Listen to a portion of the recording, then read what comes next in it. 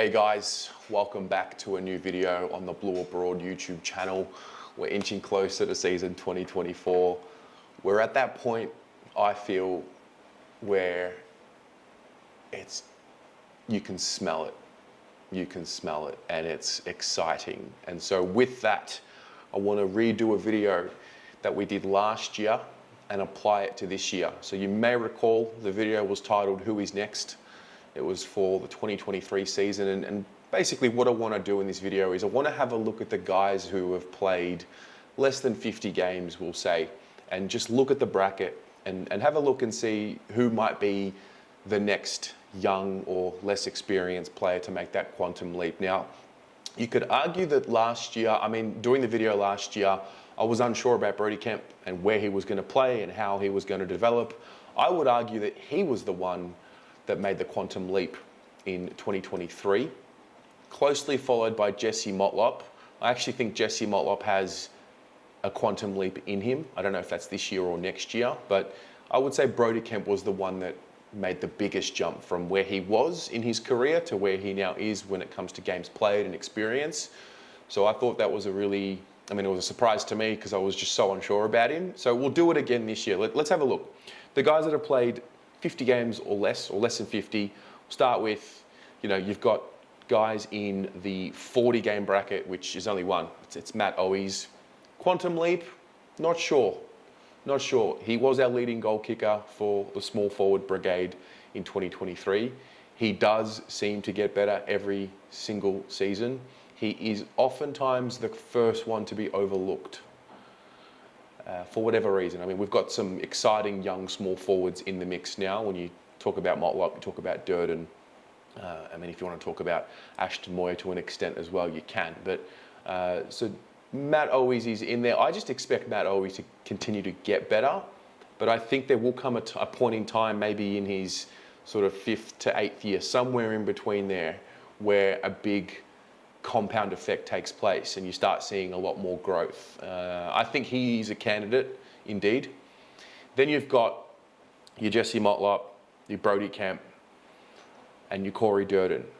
So Corey Durdin's played the 34 games, Jesse Motlop the 33, and Brodie Kemp the 23. I might leave Brodie Kemp out of this one because I think he will just continue going on the trajectory that he has, but really do get the feeling that Jesse Motlop will make a bigger leap than what I thought he would last year.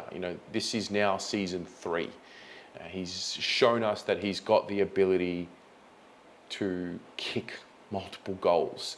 And I guess the challenge for him is, can he put together a 30-plus goal season? That would be the first time we have a small forward do that in a while. And I think once we get that small forward who can do that, that makes us a much more threatening team for the opposition. Corey Durdin, got to be talking about him.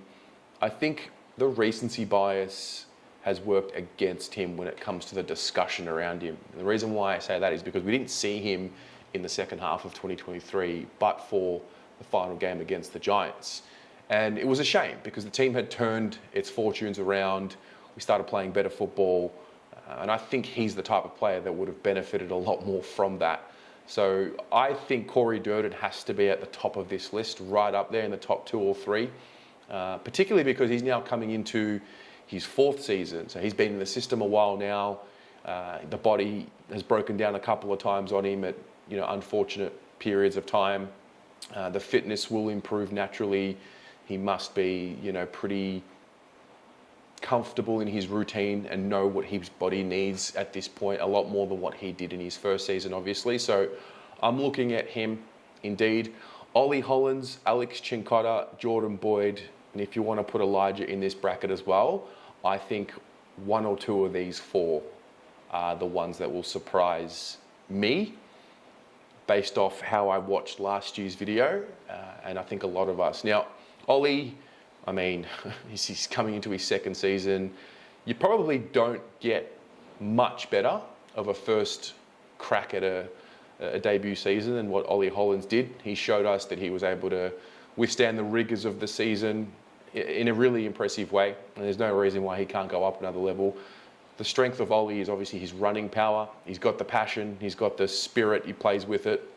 I might group him with Elijah. Now, Elijah, based off the footage that I've seen of him, photos that I've seen of him, he's the one that when I think of the first piece of footage that I saw of Elijah, it was him, coming out of court for his matter, which is now, behind us. But the reason why I'm bringing it up is you look at his face there, you look at his face now, there's a clear difference. He's clearly trimmed down.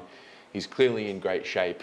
And I think the Hollands boys, living together, pushing each other, I think it's just a recipe for success for one or both of them. So I haven't watched Elijah play closely, but I really do believe that he's going to be a big part of 2024. When it comes to the numbers, and when you take away the emotion of it, and you look at the fact that he's in a contract year, so he's got to prove himself. I just think the motivation levels will not be as high as what they are this year for him. New club, contract year, got to impress, got to put his best foot forward at all times. So I really do think at the end of this year, we'll be talking about Elijah Hollands as someone who has, earned the trust of the club, teammates, supporters, and indeed himself. And so I think one or more of these boys will be up there. Chincotta and Boyd, you know what? I'm guilty of this. I don't overlook them, but when I do my back six and back seven, I don't have either of them in my, initial side if everybody was fit and healthy. But there's no reason why one or both of these guys can't continue to cement their place in the team. And why? Well, because they play their role and they play it very well. And, I think I can get sucked into just putting the biggest names and the most talent in the side when I think of, who would I pick in my side. But these two guys in their own right have attributes which are very important.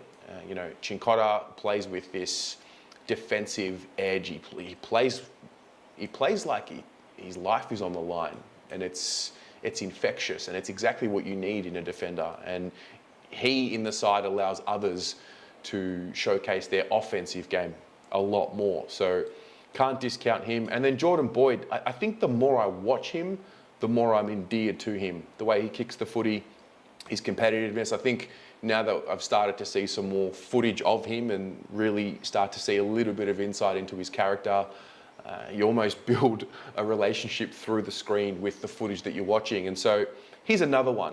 He's another one that could. Then there's a couple of names here. Jack Carroll and Jackson Binns. Now, Jack Carroll, I think this is an important year for him. I wouldn't say it's, make or break type year, but I do believe that by the end of this year, we definitely want to have a conversation around Jack Carroll and, thinking about him in the side or ready to play or, knocking the door down. Obviously, we've lost Paddy Dow. And the reason why I bring Paddy Dow up is because, he was essentially the number one option as the midfielder in the VFL. And you can make an argument that might have, impacted Jack Carroll's game. I don't think it did as much, but now, Dow's not there, Fisher's not there playing in the twos. Jack Carroll, Ed Kerno to an extent. Jack Carroll's got a lot of opportunity now to really showcase his development. So he's a big one. And then Jackson Binns, we're talking about a brilliant first year. Didn't play any games in the AFL, but did play a lot of games in the VFL and, B&F winner. So he's got a point to prove. When you look at all the interviews that they're doing with the players at the moment, Jackson Binns, his name comes up, for almost all of them. So I think prior to this preseason starting, I was a little bit worried, if I'm honest, about that bottom rung or the less experienced players and who's got the ability. But once I actually sat down and looked at this exercise, and I looked at some of the experience that we've actually got into these players, particularly finals experience, and then guys who haven't played a game yet, or haven't played many games yet, or played less than 10 games, that is an exciting prospect. If you go further down the list, now we're talking about guys that haven't played a game. So Harry Lemmy, he's showing some improvement in training. Does that mean he might be ready to make a leap into the AFL this year? I'm not sure. I don't think there's as much pressure on him because, Harry Mackay, Charlie Kerno are in the peak of their powers. So Harry Lemmy has plenty of time to just dominate in the VFL and go from there. Matt Carroll's there, Rob Monaghan, he's another one that, his name keeps getting thrown up as, someone that people are impressed with. Billy Wilson's one. I think if we had like a power ranking for every player on the list, Billy Wilson would be one of the names that has risen after the last open training session. From all reports, I wasn't there, but from all reports, you know, his zippiness and his ability to hit targets by foot was a standout. So, you know, does he get himself into the mix at the end of this season? That's an interesting one. Hudson O'Keefe, another one. Dom McQuay, Ashton Moyer, Alex Murkov. These are names that, you know, haven't played a game. Ashton, we know he's got the talent. We've seen flashes of it. He might take some time. And then the other guys, I'm not sure. Hudson O'Keefe, I have been impressed with what I've seen, the way he goes about it. I think he will showcase a lot more than what he has already this season, now that he's comfortable at the club and in the system, and I look forward to it. So if I had to pick a couple of names out of all of these guys, I'm looking, my instinct straight away goes to the Hollands brothers, both of them, Corey Durdin. Those are the three. I would argue Jesse Motlop's already kind of proven that he's ready to play in the side consistently, so that's why I wouldn't put him here. But I think the Hollands boys and Corey Durdin for me. And then the one smoky, I mean, it's got to be Jack Carroll or Jackson Binns, doesn't it? Has to be. They're the ones that we haven't seen much of, but seem to be showing great signs. So, look, it's a good discussion. Why don't you add to it in the comments below? Who's next? Who in this list of players that I've just mentioned are the one, or is the one, or are the ones that by the end of this year you think we'll be talking about a lot more when it comes to games played and impact in the side? See you in the comments.